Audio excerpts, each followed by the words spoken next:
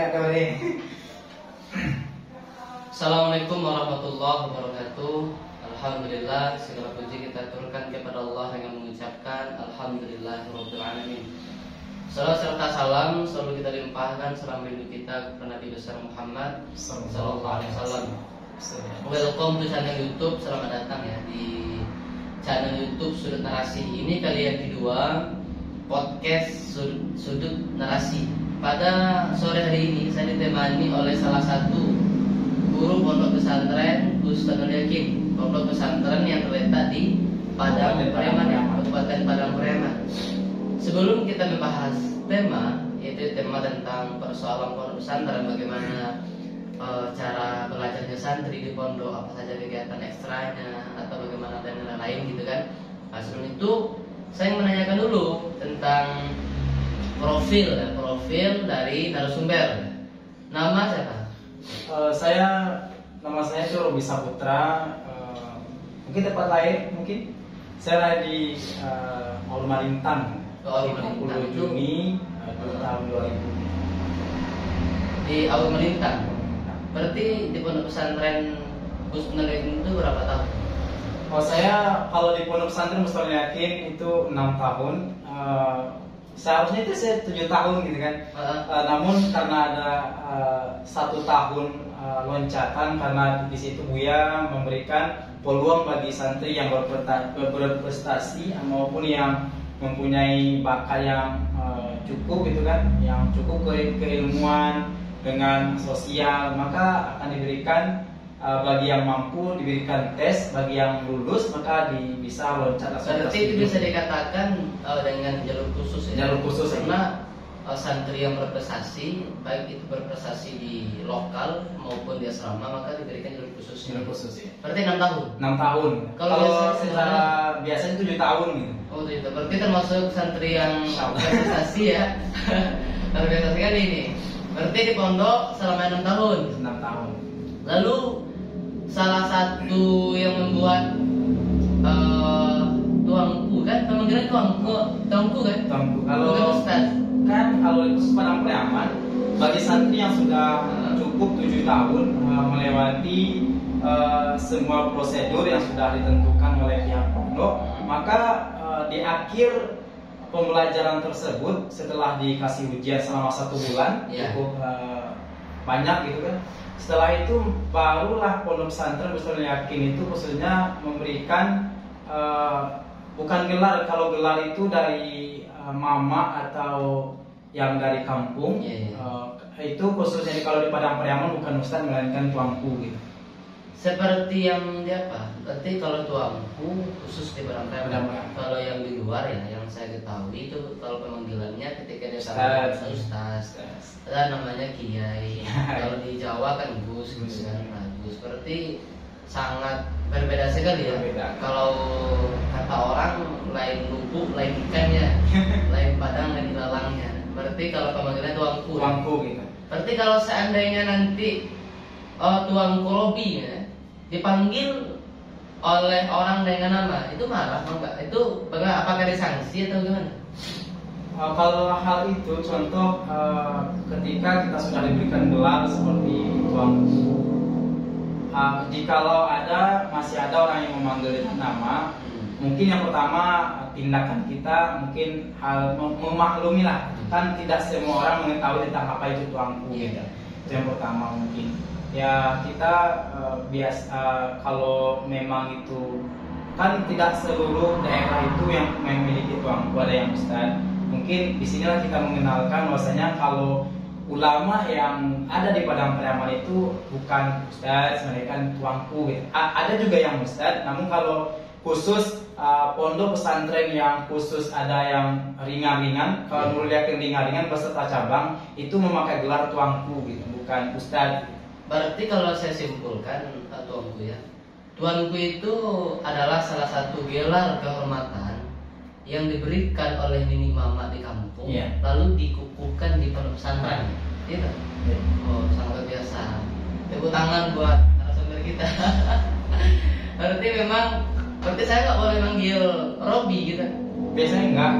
Saya nggak harus manggil tuanku ya. Kalau biasanya kalau kalau yang besar, contoh kalau guru yang lebih senior manggil kalau kita yang lebih kecil itu biasanya tuanku gitu. Namun kalau ada yang kecil dari kita, manggilnya bukan tuanku, mainkan ungku gitu. Bentuk penghormatan lah setelah kita yang kecil kepada yang lebih besar. Baik. Berarti kalau saat sekarang ini saya sapaannya di pondok pesantren Gus Nurul Yakin tuanku ya, ketika dia sudah dikukuhkan menjadi tuanku. Kalau saja tuanki deh. Tetap saja. Tetap saja. Berarti bukan tuanki. Bukan, tetap saja. Oh, kirain kalau yang laki-lakinya tuanku, yang perempuan tuanki ya. Tapi memakai gelar ustazah. Ustazah itu sangat luar biasa ya. Baik, itu sedikit perkenalan dari profil narasumber kita, tuanku Robi Saputra. Cuma gelarnya apa? Sampai kan belum tahu. Gelar yang diberikan mama di kampung itu sesuai dengan yang pertama, ada 3 gelar yang diberikan di kampung itu. Yang pertama gelar sultan. Kalau sultan itu adalah gelar dari seorang ayah saya bergelar seorang sultan. Kalau kita terjemahkan ke bahasa Indonesia sultan gitu ya. Oh, berarti sultan itu sultan. Oh. Yang kedua itulah kalau datuk yang ada di kampung itu Marajo, Datuk Marajo. Kalau itu gelar Marajo itu datuknya sudah meninggal atau gimana? Belum. Itu warisan gelar datuk kepada sebuah kaum. Itu kalau di kampung saya itu situs kaum saya itu namanya Datuk Marajo gitu. Jadi sepakatlah di mama di rumah mengambil Marajo dan lanjutnya dengan Basa. Kalau Basa itu diambilkan dari ayah dari ibu, itu seorang datu juga di Pasaman Barat itu yang digelarkan dengan Rangkayu Basa. Jadi sepakatlah kami sekeluarga mengambil Sultan Rajo Basa. Berarti 3 gelar ya? 3 gelar gitu. Gelar ayah, gelar ayah dari kampung dan gelar ayah dari ibu di Pasaman. Oh, berarti ini sangat berat loh dong. Digelarkan kan 3 gelar loh yang harus yang disematkan kepada Tuan Robi. Ini mah harus sesuai dengan kajian-kajian kita di pondok, harus kita amalkan. Jangan sampai gelar berkata gelar kita kan itu enggak sesuai dengan keilmuan kita. Kita sudah dikukuhkan, sudah dihormati ilmunya. Maka dari itu kalau kata orang ya, suluh bendang dalam nagari ya. Berarti seperti tuanku ini ibaratkan seperti lampu di dalam kegelapan gitu. Jadi sebuah penerangan gitu. Penerangan kepada masyarakat. Jadi harus memberikan pencerahan-pencerahan terkait dengan agama-agama gitu. Mungkin itu ya sedikit perkenalan. Jadi kita masuk ke pembahasan kita, yaitunya tentang kegiatan-kegiatan santri di pondok pesantren. Kalau dulu yang saya ketahui, orang sangat minder sekali masuk pondok gitu ini. Dan bahkan setelah saya baca artikel-artikel itu bukan santri dipanggil, tapi pakir. Nah, jadi orang kampung, khusus orang kampung saya lihat, ketika anaknya dimasukkan ke pondok pesantren, jadi dia minder. Jadi kejadian kejadian ponya itu. Jadi kalau menurut tuanku yang sudah beberapa tahun di pondok, kalau ada hal seperti itu yang dikeluarkan oleh sebagian masyarakat yang awam, bagaimana cara kita memberikan pencerahan kepadanya? Gitu. Mungkin ini adalah sebuah momok gitu kan. Orang beranggapan bahwanya santri adalah orang yang ketertinggalan, orang yang jauh dari kata modern, orang yang jauh dari kata hal-hal yang baru gitu. Yang harus kita sadari di zaman kita yang cukup jauh dari kata masih banyak anak-anak kita yang berkeliaran di luar, bahkan ada yang bahkan tawuran, ada yang tidak mengenal bahkan tentang agama gitu. Jadi inilah peran kita selaku orang tua. Seharusnya kita bisa memberikan kepada anak kita selaku orang tua itu bisa memberikan ini pelajaran yang lebih baik gitu. Bahwasanya sekarang ini orang beranggapan bahwasanya jikalau anak masuk pondok sesuai yang Ungku sampaikan tadi jadi sia gitu. Jadi orang beranggapan bahwasanya jikalau kita mondok, kita masa depan tidak terjamin. Bukan hal itu gitu. Namun kita lihat dari segi yang lain, banyak juga orang yang berhasil dari bidang santri. Berarti yang awalnya dia masuk pondok ketika tamat, ada nggak yang sepengetahuanku yang bekerja di pemerintahan, yang awalnya kata orang itu kan jadi apa nanti anak ini gitu. Banyak gitu. Banyak. Jika itu sesuai proses yang kita jalankan gitu. Kalau semasa kita mondok, kitalah yang sebenarnya ditunggu oleh pemerintah, yang ditunggu oleh masyarakat sebagai orang yang bisa mengayomi, orang yang bisa dipercaya. Lain halnya dengan ya mungkin dengan hal yang lain, contoh mungkin punya gelar yang banyak. Namun kalau tidak ada keimanan dalam hati, maka itu sangat sangat merugikan lah jikalau keilmuan tidak ditempatkan pada tempatnya gitu. Jika kita santri gitu kan, ilmu ada, keimanan ada, maka inilah ini yang dicari orang untuk bisa memberikan penerangan, penyejukan kepada masyarakat. Ini dong, salah satu agar masyarakat awam ini tidak berpikiran negatif tentang pondok atau tentang pakaian yang ngaji di pondok pesantren, kejadian nanti kan. Atau ada nggak beberapa senior tuanku yang ketika dia sudah tamat di pondok, lalu dia diangkat menjadi ini di pemerintahan gitu. Jadi kita memberikan contoh kepada orang, jadi sesuai dengan apa yang disampaikan, tapi tidak sesuai dengan realita yang terjadi di pondok pesantren gitu. Itu paham nggak? Paham. Nah, coba ada nggak senior tuanku yang pemerintahan jadi ini jadi itu loh gitu. Baik, mungkin para senior yang dulunya mondok gitu kan, yang mungkin anggapan orang kan jadi sia gitu. Sebenarnya banyak sih orang yang ketika mondok itu berhasil gitu, menjadi berguna bagi masyarakat. Contoh saja dulu itu di pondok pesantren Bustanul Yakin, itu pimpinan beserta ketua yayasan itu adalah orang-orang pondok gitu, yang bahkan itu adalah alumni daripada pondok pesantren Nurul Yakin. Bahkan kalau kita lihat daripada Buya Rahmat selaku ketua daripada pondok pesantren Bustanul Yakin, atau itulah, bahkan dia adalah sebagai ketua yang pertama mempunyai organisasi, yang pertama sebagai ketua Ansor Sumbar, bahkan gitu kan, bahkan menjadi seorang Basnas gitu kan, ketua Basnas gitu. Berarti ketua yayasan yang latar belakangnya santri, yang latar belakangnya pakaian, bisa juga bekerja di pemerintahan gitu. Oh, berarti bisa kita apakan masyarakat yang ngomong gitu kan. Inilah salah satu senior saya loh, yang awal masuk pondok jadi ketua Basnas. Jadi ketua GP Ansor juga ya organisasi. Oke, itu juga termasuk ketua GP Ansor Sumbar bahkan gitu kan. Oh, luar biasa ya. Bahkan bukan itu saja, kayak Buya Zainal gitu kan. Beliau tuh 2 orang adik kakak, dokter bahkan gitu. Dokter. Bahkan orang beranggapan kalau kita mondok hanya sekedar di surau, mendoa gitu kan. Bahkan kalau kita bisa menggali daripada jati diri kita, bisa kita untuk kuliah. Bahkan ada juga yang kuliah di luar negeri bahkan. Oh, luar biasa. Berarti kita bisa menyampaikan di sini loh tuanku bisa menyampaikan bahwa saya santri atau pakaian yang dianggap atau dikerdilkan oleh masyarakat kejadian nanti.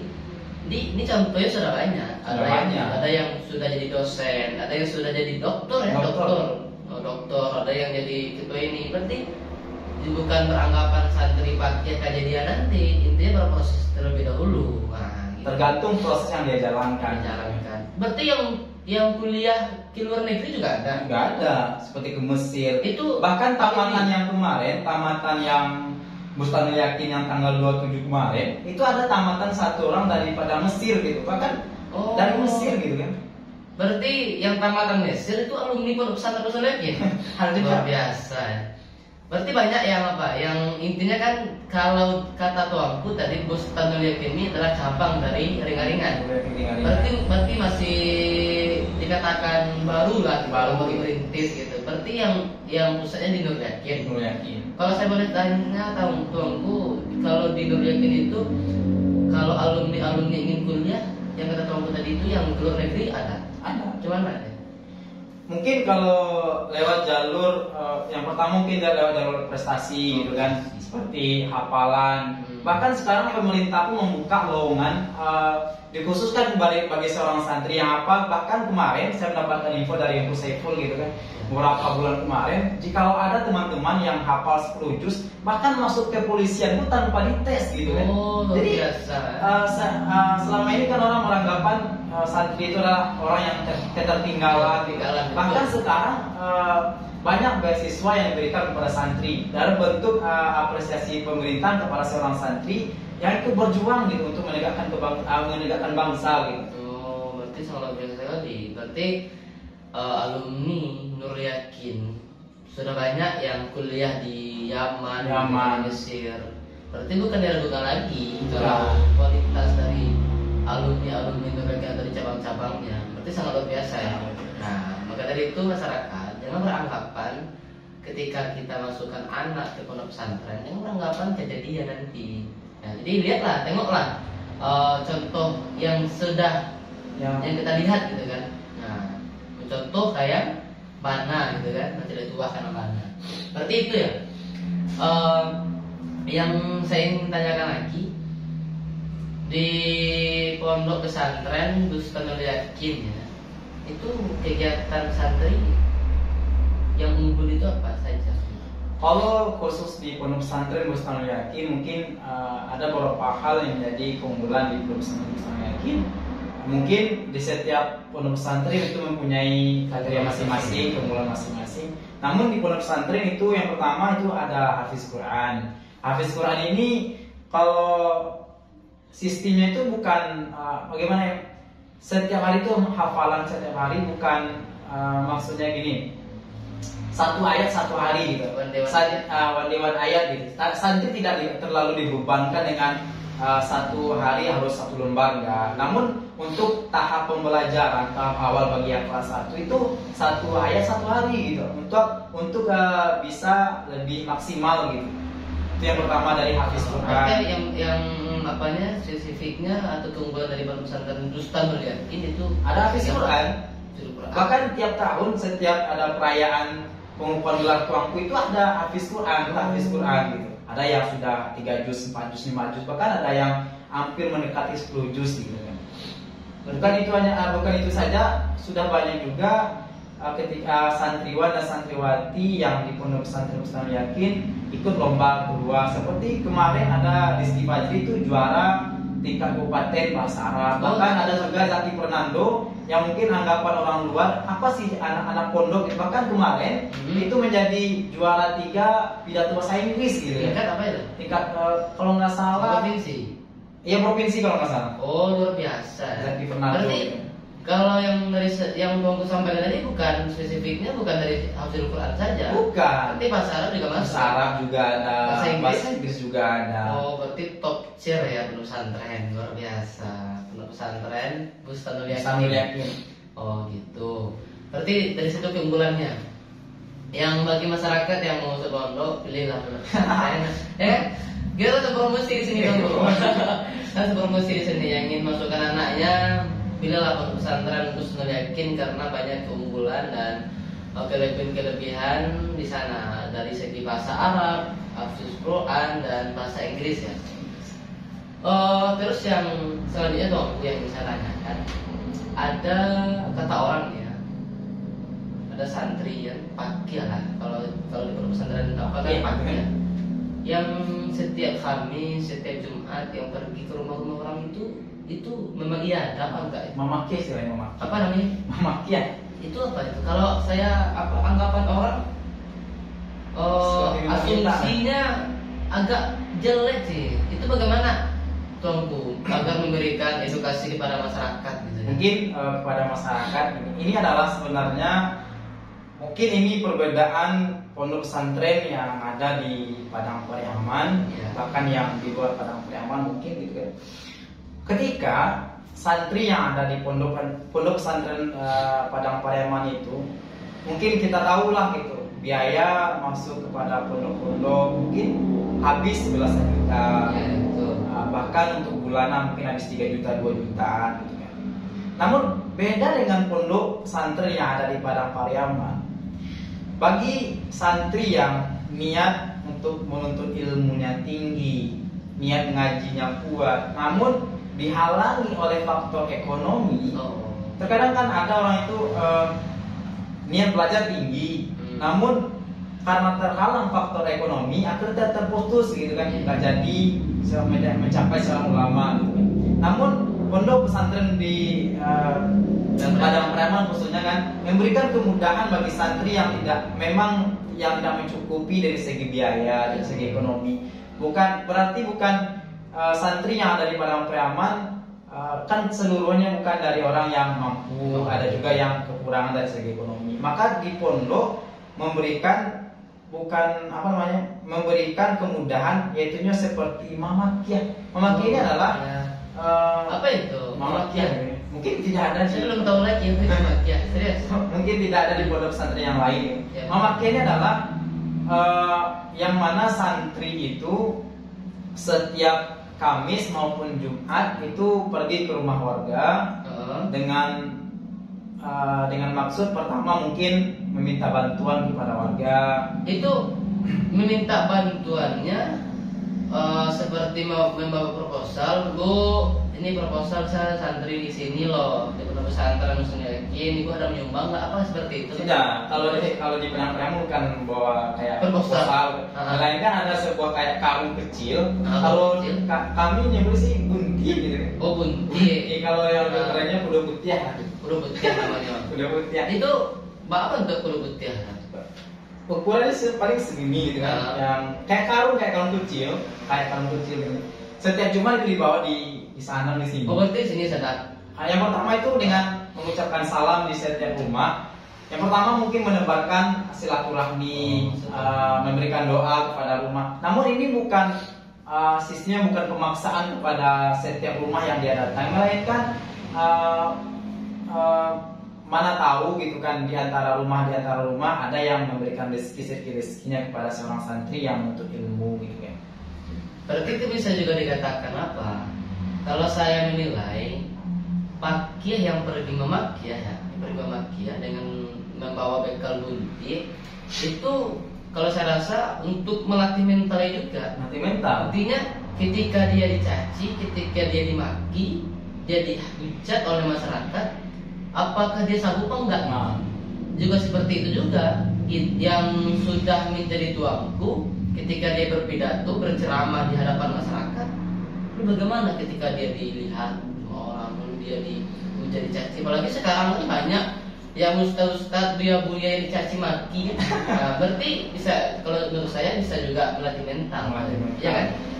Ketika bertemu dengan para masyarakat yang kan tidak semua masyarakat itu kalau kata orang Minang sih kapalo sama hitam pemikiran. Namun pemikiran kan berbeda-beda gitu. Kalau tuanku pernah makin? Kalau saya sendiri sih palingan 3 kali cuma saya. 3 kali cuma makin.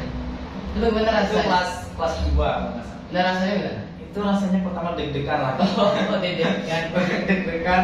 Pertama kan bawa bunti menuju rumah masyarakat dengan mengucapkan assalamualaikum. Bahkan tidak semua masyarakat itu yang menerima dengan baik gitu. Bahkan baru kita mau mengucap salam saja dia udah kabur ke dalam itu. Tutup pintu langsung ke pintu. Namun itu kan tidak semua, masih banyak masyarakat yang paham tentang kehidupan seorang santri yang dari Kabupaten Padang Pariaman untuk memenuhi kebutuhan dari segi ekonomi dan membeli beberapa kitab lagi. Berarti bisa dikatakan ketika kita pergi memakai ke rumah warga yang khusus di Padang Pariaman gitu kan dikasih tuh, ada yang ngasih beras, ada yang ngasih uang. Berarti uang yang dikasih memang untuk bekal kita di pondok. Memang untuk bekal seperti membayar konsumsi, membeli kitab, buku untuk pelajaran gitu. Berarti jangan sampai santri ini pakai ini ketika dikasih oleh masyarakat jangan disalahgunakan. Kalau disalahgunakan nanti akan memberikan efek yang negatif lah. Sayang kan satu orang yang berbuat, jadi kenalah semua santri yang dari Padang Pariaman gitu. Kalau tuangku kan tadi pernah mengatakan pernah mati ya. Pengalaman yang begitu berat apa ya? Ada nggak pengalamannya atau dikejar sama orang gila? Kalau pengalaman dikejar sama orang gila mungkin nggak ada sih. Cuman kan kita berjalan gitu kan jalan. Berarti nggak pakai motor? Enggak lah.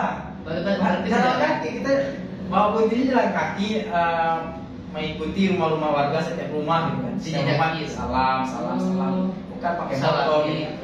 Mungkin rintang terberat mungkin perjalanannya cukup jauh. Oh, perjalanan cukup jauh ya. Apalagi bulan puasa. Berarti bulan puasa juga ada Mas? Bahkan di bulan puasa lebih banyak. Lebih banyak ya. Kan ada yang zakat. Gitu kan. Oh, zakat ya. Berarti asumsi masyarakat tentang soal pati apa maki ya itu bukan buruk ya. Seharusnya masyarakat itu bersyukur gitu ketika pakai datang ke rumah, karena dengan hal itu dia tidak perlu lagi ke masjid untuk mengantarkan sedekahnya gitu. Oh. Sudah ada yang jemput gitu. Bersedekah ya. Bersedekah gitu. Berarti santri yang pergi makia yang kekurangan biaya dari orang tuanya dan dia tetap minat untuk pondok, Memberikan kemudahan. maka pondok pesantren berikan kemudahan dalam santri ini atau pagi ini. Memang luar biasa ya. Berarti Tongku pernah makia ya 3 kali. Ya kan. Berarti pengalaman yang sangat yang bisa dikatakan yang teringat di kepala itu perjalanan sangat jauh atau ada pak yang lain atau dikejar sama siapa? Pernah. Itu kalau masalah itu di Purnas Lubu Alung gitu kan. Purnas Lubu Alung. Terus Kemarin kalau nggak salah itu sama Tuan Kuari, saya pernah join sama Kuari Makia gitu kan. berarti berdua-dua makia. Kalau saya kan cuma ikut gitu kan. Oh, ngikut aja. Pas baca salam, Mhm. Assalamualaikum. Hmm. Yang jawab bukan yang punya rumah, malaikat. Wow, yang punya Oh, rumah. berarti ada W2-nya. Nah, terus Ya, ketika di samperin ya pergilah kita gitu kan. Daripada kita digigit gitu kan. berarti kabur. Kabur lah. Berarti itu yang sangat apa? Mungkin itu ya salah satu rintangan gitu. Tangannya betul sekali itu. Maka dari itu masyarakat yang beranggapan pagi ya, yang pergi maki setiap hari Jumat, yang beranggapan buruk ya, yang beranggapan buruk. Maka dari itu kasihlah Bantuan. bantuan dia, karena kita membantu Orang yang calon ilmu gitu. calon ulama yang menuntut ilmu di pondok pesantren. Ketika kita ngasih duit, ngasih bantuan, maka pahalanya akan datang dari kepala kita yang ngasih itu. Iya, senang. Nah, betul sekali itu.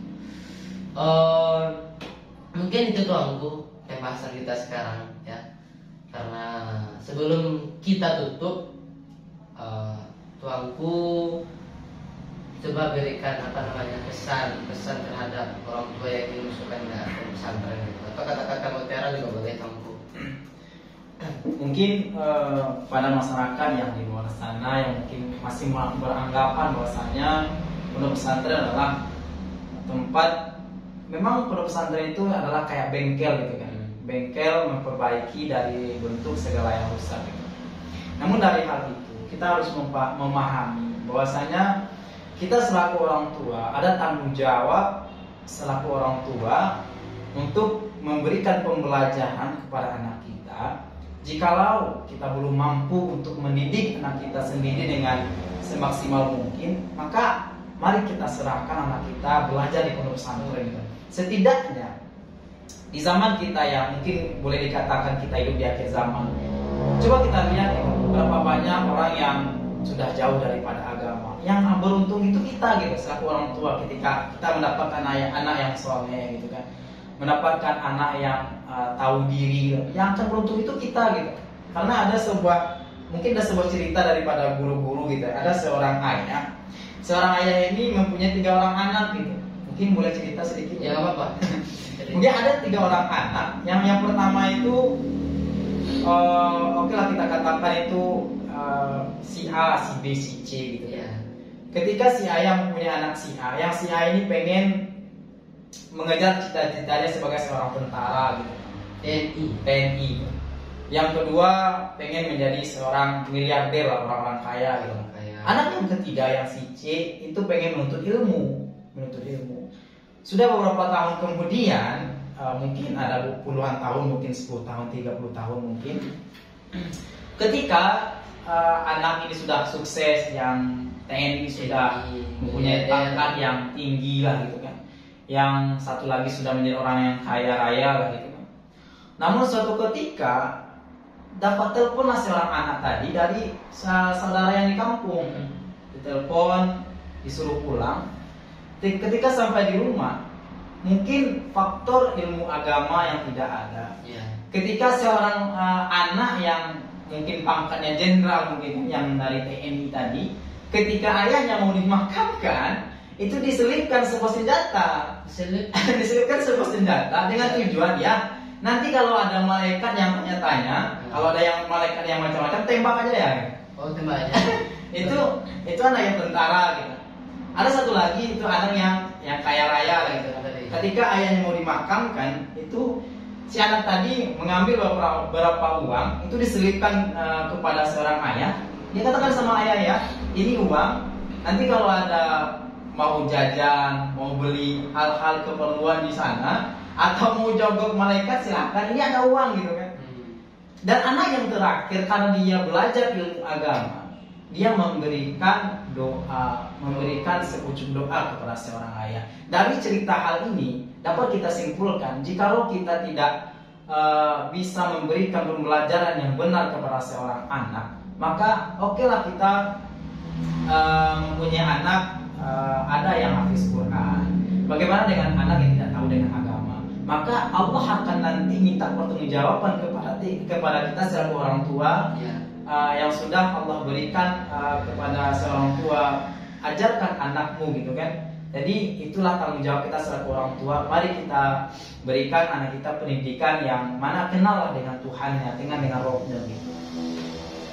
Oh, berarti itu kisah apa ya? Kisah seorang ayah memiliki tiga orang anak yang mempunyai profesinya masing-masing. Dari itu beruntunglah kita yang masuk anak ke pondok, yang ngaji siang malam, yang ibadahnya teratur waktu sehari semalam gitu kan. Kita beruntunglah ini. Sebelum kita tutup bangku, nanti mungkin ada kata sininya, kata mutiara lah, nanti kita potong nanti. Nanti kita tutup dulu. Baik, kawan-kawan semua, mungkin itu dulu ya percakapan kami tentang pondok pesantren bersama Tua Buku Robi Samudra Sultan Raja Masa, yang salah satu guru di pondok pesantren Gus Hakim. Mungkin saya tutup. Terima kasih semua, kita pantau terus channel YouTube Sudut Narasi ya, kita pantau terus. Ini yang kedua kali podcast. Maka dari itu saya selaku moderator atau selaku host untuk diri, saya akan mengucapkan Assalamualaikum warahmatullahi wabarakatuh.